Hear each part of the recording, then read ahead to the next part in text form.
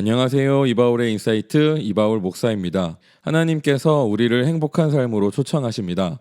저는 이 방송을 들으시는 모든 분들이 하나님의 사랑 안에서 행복하고 자유로운 삶을 누리시길 바랍니다. 여러분의 질문을 기다립니다. 여러분의 신앙생활을 힘들게 하고 여러분의 삶을 어렵게 하는 부분들에 대해서 댓글로 질문을 남겨주세요.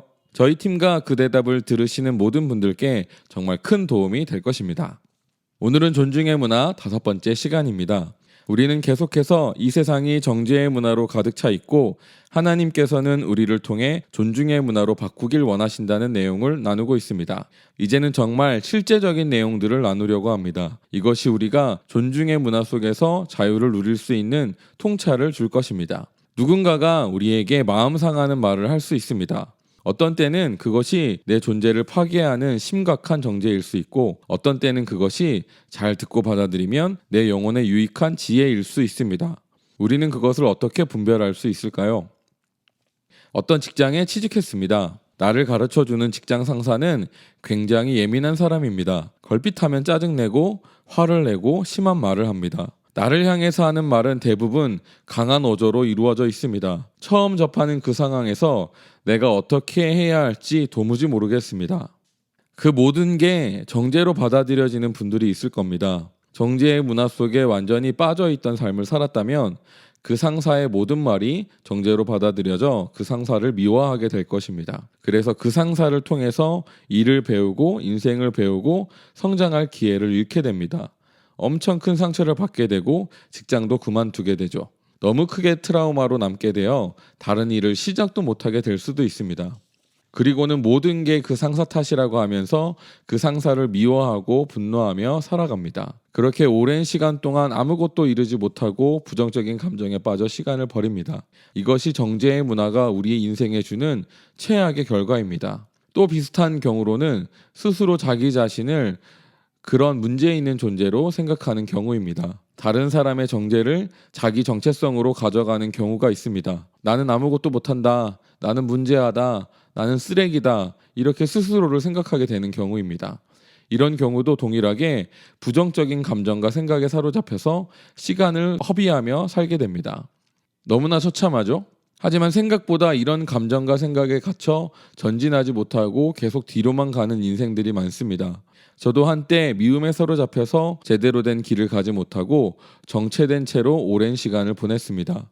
이것은 사탄이 정죄의 문화를 사용해서 우리를 무너뜨리는 굉장히 일반적인 방법입니다. 우리가 정죄와 배울 것을 분별하지 못한다면 우리는 이와 같은 경우로 나아갈 수 있습니다. 우리는 어떤 사람을 만나든지 정죄와 배울 것을 따로 구분해서 들을 수 있어야 합니다. 그것이 분별력입니다. 그래서 정죄에 해당하는 것은 그 모든 말을 전혀 받아들이지 않고 버려야 합니다. 반면에 배울 것에 해당하는 것은 정말 적극적으로 배워야 합니다.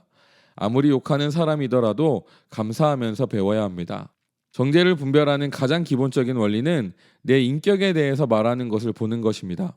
만약 내 존재를 건드리는 말을 한다면 그것은 정죄하는 것입니다. 일반적인 상황에서는 정죄와 배울 것이 한꺼번에 쏟아집니다. 너는 왜 이거밖에 못하냐? 너 바보냐? 이렇게 해야 할 것 아니냐? 일반적으로 친절하게 부족한 부분만 말해주는 경우는 없다고 할 수 있습니다. 이거는 잘못된 거야. 이렇게 하면 더 좋지 않을까? 이렇게 말하는 직장 상사를 만났다면 여러분은 행운아입니다. 대부분 강한 질타와 정죄와 함께 일에 대한 교육이 들어갑니다. 그 말 중에는 내 인격과 존재를 무시하고 깎아내리는 말들이 있습니다. 그것들은 정죄입니다. 우리는 이 정죄에 휘둘려선 안 됩니다. 정죄를 분별하고 쳐내야 합니다.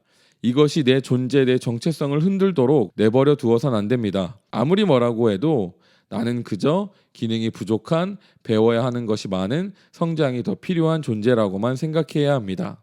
우리는 쓰레기가 아니고 머저리가 아니고 바보가 아닙니다. 우리는 부족하지만 하나님의 자녀고 영광스러운 성도고 사랑받고 있는 존재입니다.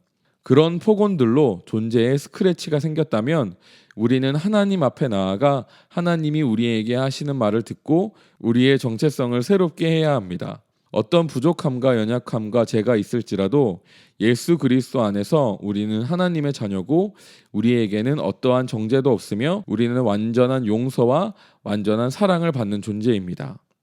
이런 튼튼한 정체성이 우리가 어떤 정죄를 만나든지 그것을 이겨내고 나아가게 하는 능력이 됩니다. 정죄의 부분이 해결이 되었다면 우리는 배울 것에 집중할 수 있습니다. 정죄에 빠지면 우리는 정작 들어야 하고 내 것으로 만들어야 할 지식과 정보에 집중할 수 없습니다. 그래서 더 일을 못하고 당황하게 되고 어리숙해집니다. 우리가 정죄를 처리할 수 있다면 우리는 결코 그렇게 되지 않을 것입니다. 우리는 분명히 알아야 합니다. 우리는 배워야 한다는 사실을 분명히 해야 합니다. 때로는 지나치게 칭찬받고 과보호를 받아 나르시즘에 빠진 분들이 있습니다. 때로는 하나님 앞에 자기 자신의 존재와 정체성에 너무 과몰입해 내가 부족하고 연약해서 마땅히 배우고 성장해야 하는 것을 보지 못하는 분들이 있습니다. 이건 정죄의 반대에 있는 죄의 열매, 망상입니다. 자신의 현재를 객관적으로 보지 못하는 상태입니다. 이런 분들은 자신의 존재에 대해서 과장되게 부풀려 생각합니다. 그리고 그것이 믿음이라고 생각합니다. 자기 생각과 감정에 너무 견고한 방어를 하고 있어서 배워야 할 것들도 배우지 못하게 됩니다. 이런 분들은 아무 성장도 없고 제자리에 머물러서 점점 퇴보해 가는 삶을 살게 됩니다. 잠언은 지혜로운 아들은 아비의 훈계를 듣는다고 말하고 있습니다. 미련한 자는 자기 행위를 바른 줄로 여기나 지혜로운 자는 권고를 듣는다고 합니다. 다른 사람의 조언과 책망을 들을 줄 아는 사람이 지혜로운 사람이고 성장할 수 있는 사람입니다. 요즘에는 많은 분들이 마땅히 들어야 할 말도 듣지 않고 분노와 짜증을 내며 밀어내는 경우가 종종 있습니다. 이것도 정죄와 배울 것을 분별하지 못하기 때문에 일어나는 일들입니다. 배울 것을 정죄로 여겨 분노하고 받아들이지 않는 것이죠. 정죄와 배울 것을 분별할 수 있는 것은 정말 중요합니다. 정죄에 속한 모든 것을 해결하면 우리는 마땅히 배워야 할 것들을 들을 수 있습니다. 그 험한 말 속에 담겨 있는 경험과 지혜들이 보입니다. 우리는 그 험한 말 속에서도 아무런 영향을 받지 않으며 정보와 지식을 듣고 그 안에서 자라갑니다. 이런 사람을 보고 사람들은 지혜롭다고 말하고 똑똑하다고 말합니다. 성경의 표현으로는 명철한 사람이라고 합니다. 이런 사람들은 사람들이 좋아하고 사랑합니다. 인정받고 칭찬받습니다. 계속해서 성장하고 그 안에서 창조적인 것들이 계속해서 일어납니다. 우리는 정죄의 문화 속에서도 칭찬과 존중을 받는 존재가 되고 그 문화까지도 바꿀 수 있습니다. 우리가 정죄와 배울 것을 분별할 수 있다면 우리는 다른 세상에서 사는 것처럼 살 수 있습니다. 여기까지는 나에게 쏟아지는 정죄를 어떻게 다룰 수 있는지에 대해서 나눴습니다. 이제 우리는 내가 다른 이들에게 정죄가 아닌 존중을 어떻게 풀어낼 수 있는지에 대해서 나누겠습니다. 직장의 경우에는 반드시 성취해야만 하는 기준이 있기 때문에 우리가 무엇을 가르칠 때 여유 있게 하기 어렵습니다. 직장은 아이를 양육한 곳이 아니니까요. 직장에서는 아이를 키우듯이 할 수는 없습니다. 다만 그럼에도 우리는 정죄하지 않을 수 있습니다. 정죄는 인격과 존재에 대한 것입니다. 우리는 이 쓸모없는 놈 이렇게 말해서는 안 됩니다. 이것은 정죄입니다. 이렇게는 말할 수 있습니다. 너 일을 잘 못하는구나. 너 이것을 잘 못했다. 똑같은 실수를 범하지 마라. 일을 빨리 해라. 이런 말들은 상대의 기분을 상하게 할 수 있지만 정죄의 말은 아닙니다. 이런 말은 수긍해야 하는 말들입니다. 직장에서는 기능이 중요하기에 이 말을 토대로 잘 성장해야만 합니다. 이런 식으로 존재가 아닌 행동과 기능에 대해서 말할 수 있습니다. 이런 말들은 당장은 기분이 나쁘고 속상할 수 있지만 그 이후에 해결할 수 있습니다. 식사를 한다든지 대화를 한다든지 등등의 일로 관계를 얼마든지 풀어낼 수 있습니다. 하지만 정죄의 말은 마음에 그대로 남습니다. 관계가 회복되는 것을 기대하기 어렵습니다. 우리는 정죄가 아닌 말을 통해서도 충분히 사람들을 성취하도록 이끌 수 있습니다. 정죄를 통해 그 일을 이루면 성취는 하겠지만 사람은 남지 않습니다. 정죄를 제거하면 그 일을 성취할 뿐만 아니라 사람이 남습니다. 우리는 사람이 세워짐으로 성취가 가속되는 것을 보게 될 것입니다. 직장이 아닌 경우에 특정한 성취의 목적이 없는 경우, 예를 들어 자녀 양육과 같은 경우입니다. 그 인격과 존재에 집중하는 경우에 정죄가 아닌 존중을 풀어내는 방법이 있습니다. 자유의지 편에서도 나눴지만 가장 큰 존중은 자유에 대한 존중입니다. 가족 관계에서나 자녀 양육의 경우에는 일이나 행동에 대한 객관적인 평가도 쉽지 않습니다. 어떤 일을 이상하게 하고 있어도 감정이 상할까봐 말하지 못하고 그냥 두는 경우가 참 많습니다. 가족과 같이 친밀한 경우, 사랑을 기반으로 하는 관계의 경우에는 직장에서와 같이 기능과 행동에 대해서 말하기 어렵습니다. 이런 경우 정죄가 아닌 존중을 이루는 것은 상대방이 도움을 요청할 때까지 기다리는 것입니다. 좀 더 적극적으로 할 수 있는 방법은 내가 도와줄까? 라고 물어보는 것입니다. 상대방이 원치 않을 때 하는 조언과 도움은 기분을 상하게 합니다. 자유의지를 존중받지 못했기 때문입니다. 자유의지를 존중하는 방법은 스스로 도움을 요청할 때까지 기다리는 것입니다.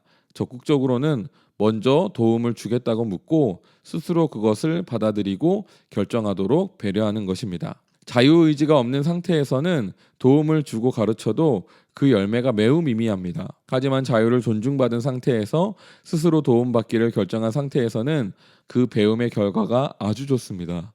모두가 다 행복하고 좋은 열매를 보게 됩니다. 정죄는 관계를 파괴합니다. 정죄는 사람을 정체하게 하고 도태시킵니다. 반면에 존중은 관계를 맺게 하고 성장시킵니다.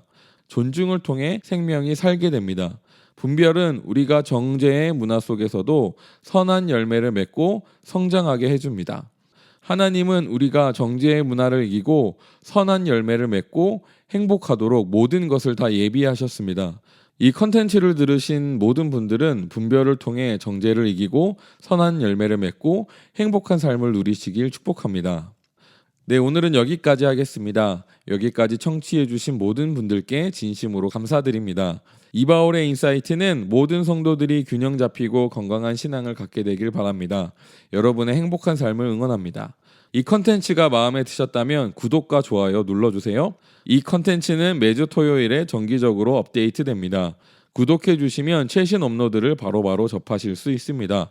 여러분의 댓글은 저희에게 정말 큰 힘이 됩니다. 은혜 받으신 부분이 있다면 댓글로 남겨주세요. 여러분의 질문을 기다리고 있습니다. 질문들도 댓글로 남겨주세요. 네, 지금까지 이바울의 인사이트였습니다. 감사합니다.